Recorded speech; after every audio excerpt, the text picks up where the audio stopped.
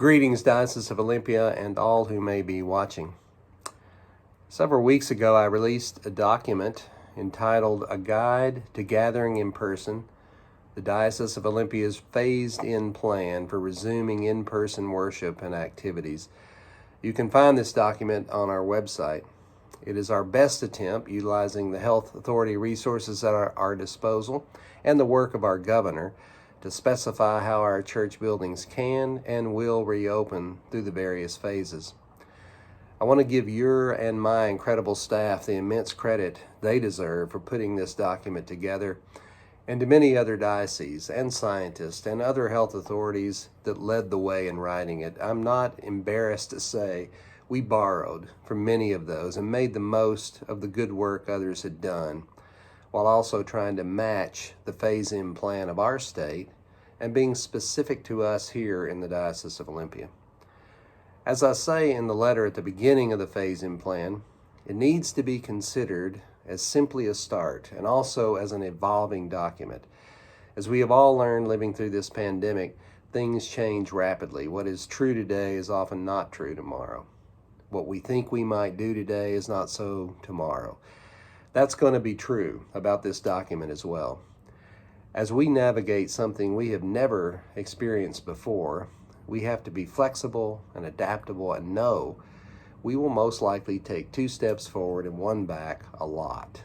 Still, we need a framework, a basic outline, and this is what we attempt to achieve with this document. You will note that we built it to match or to mirror the 4-phase plan presented by Governor Inslee. We did this in hopes of lessening confusion and, more than anything, helping your local congregation prepare for the shifts and changes we will be living through as we reopen. Actually, the word reopening doesn't really work for us. I would argue we have never been closed and that we will never close. Our buildings had to close, but our church has remained open, is open, and will be open. This is a document designed to lay out how that will be true as we and our state, country, and world begin to get back to a face-to-face reality. Perhaps the most important thing you, your leadership, and local congregation can begin doing is planning for these upcoming face-to-face reunions. Start thinking about how these guidelines match or not your local context. If you are a larger congregation, the phase-in for face-to-face will take longer and will be more cumbersome.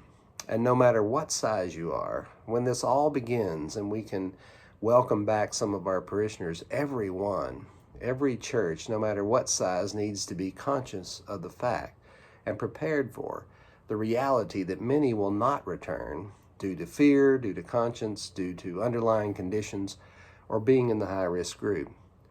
And when that happens, we will truly have 2 congregations we're serving in 2 different ways. Our work will increase and be more complex than it is even now.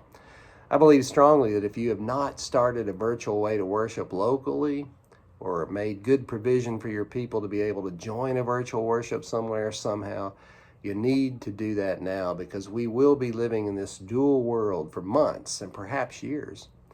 And on a good note, many of you have shared with me you never intend to stop virtual worship because through it, you've seen your church grow and have witnessed new people who have never and may never walk through your doors coming to church. This is the truest expression of what we say is true, that the church is not the building, it is the people, wherever we're gathered. Think carefully on how you are or will be virtually connected with those who cannot be out and about and won't be for a long time. Think through that liturgically, pastorally, and administratively.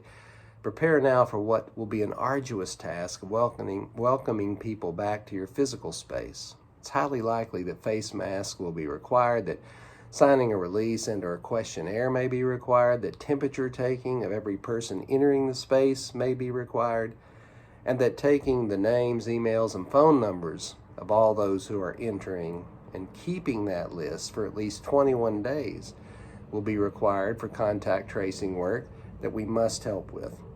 This is a lot of work, a lot of preparation. So be thinking ahead on that. And there will be more. I can't even tell you what. But what I've learned well is that there will be more. So please use this document for planning, and don't hesitate to ask about those things you don't understand or that you feel are not adequately or in any way addressed in the document. We live under no illusion that these exist. We know we've left things out. Until then, blessings to all of you, and please know how inspired I've been by your faithfulness and cooperation through this rough time. You're all in my prayers, as I hope you will continue to pray for me. Blessings to all of you.